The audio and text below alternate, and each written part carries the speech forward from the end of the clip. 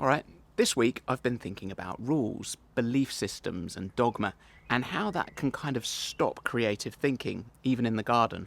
Whilst discussing these ideas, I'm going to put some grass seed down on a new clay track, and I'm also just going to give the garden a bit of a tidy up.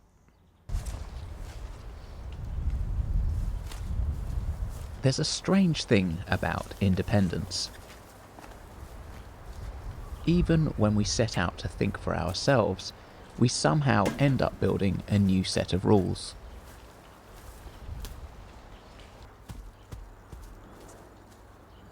Gardeners are a perfect example. We're the ones who step away from the supermarket shelves, from the industrial food system, and decide to grow something for ourselves.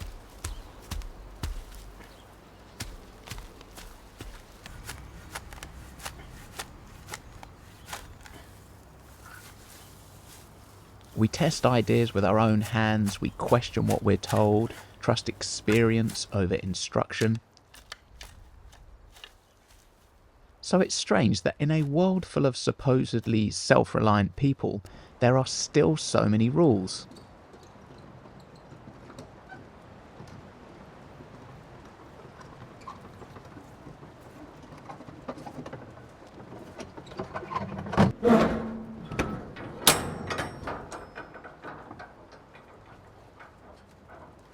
No dig or no till, permaculture, food forestry, raised beds, each with its own tribe and its own orthodoxy, the gospel truth.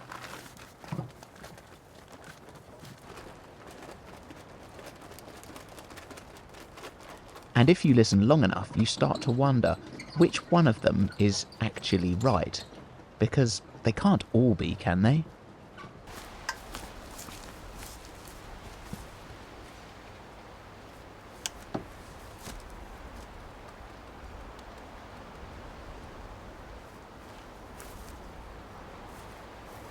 At first I thought it was just human nature, our need for certainty.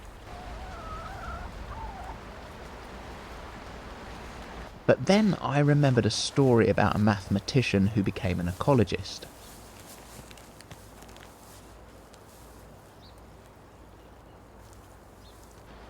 Back in the 1970s, Robert May began mapping out species across landscapes, counting the number of plants in tiny grids, year after year.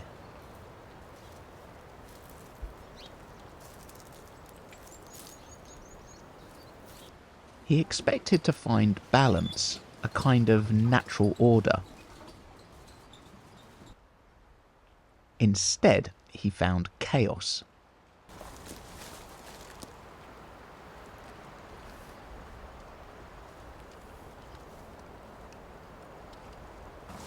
Populations rose and fell unpredictably.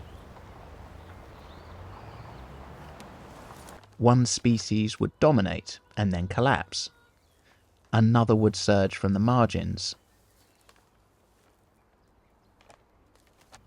Everywhere he looked, he saw not harmony, but conflict.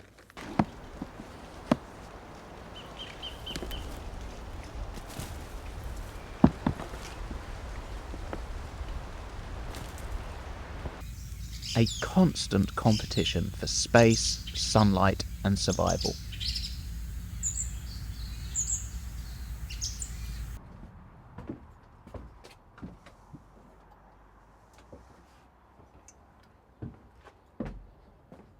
The idea that ecosystems exist in perfect equilibrium, that nature was harmonious, collapsed overnight.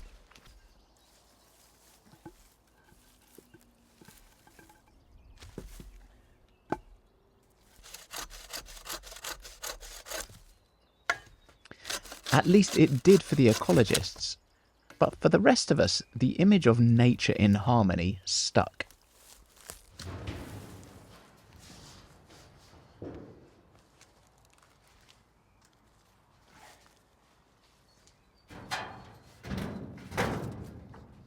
An enduring myth that we build our philosophies and our gardens upon.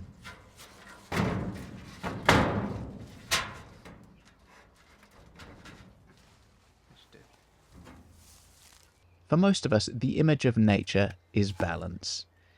Ecosystems in harmony, forests in perfect equilibrium.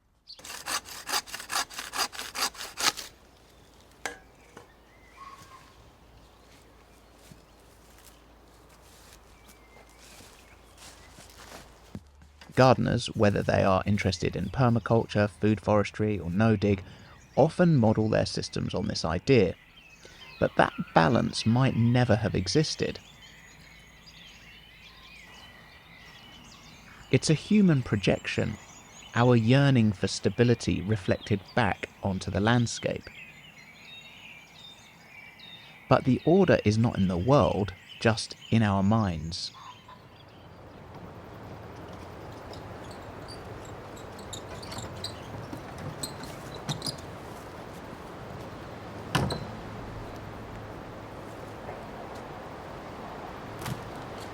If nature isn't harmonious, maybe our pursuit of the perfect balance in the garden is misguided.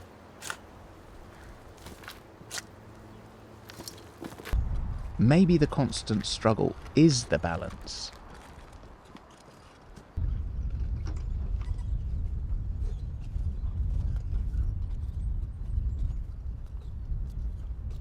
This reframes gardening entirely. From trying to achieve equilibrium to participating in a living contest of forces. It's less like conducting a symphony and more like a drunken jam session in your mate's garage.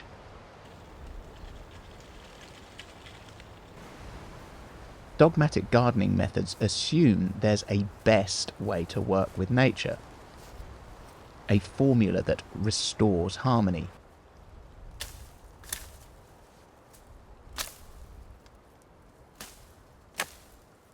But if nature itself is never at rest, why would a fixed rule ever work everywhere forever?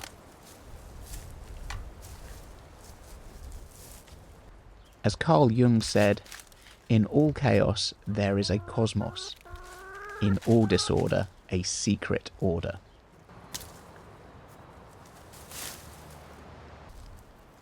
The no-dig gardener fights disturbance, the tiller embraces it.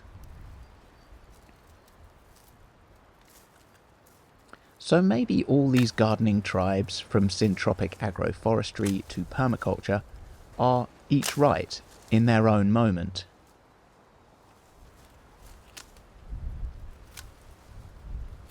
Each one just happens to capture a fragment of a moving system.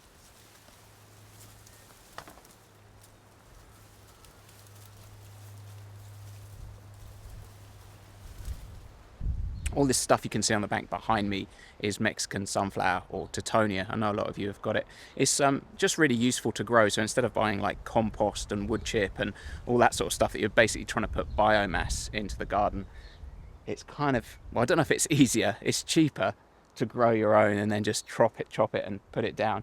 Another thing I really like about it is, you know, if you order wood chip or compost, you spend ages wheelbarrowing it from one end of the garden to the other. Whereas with this, as long as you plant it near where you need it, you just chop it and chuck it right there.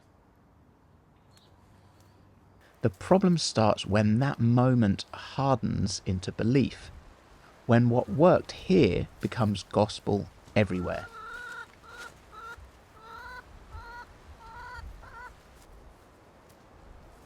When curiosity turns into certainty.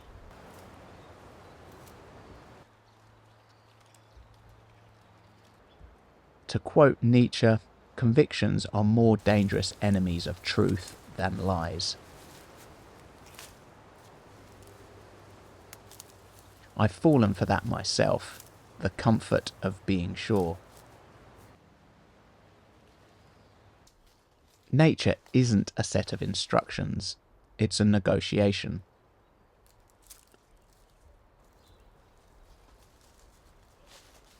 Maybe the weeds return not because we failed, but because that's how renewal works. Maybe balance isn't something to be achieved, it's something to be witnessed. The truth is, good gardening isn't about control. It's about participation. It's about attention.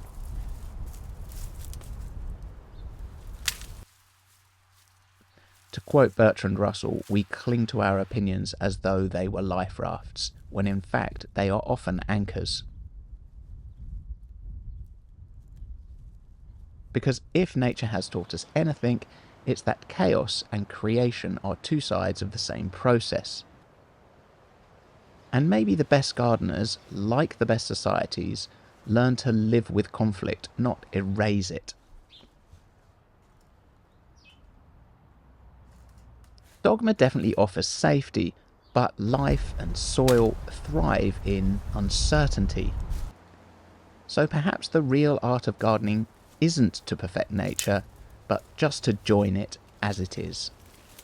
If you want to take this conversation further, I will link to a video I did recently when I built this roof, and I asked the question, is life becoming kind of unnecessarily complicated? Thank you so much for watching. Let me know your thoughts on this in the comments. It would be lovely to hear from you, and I will see you next week.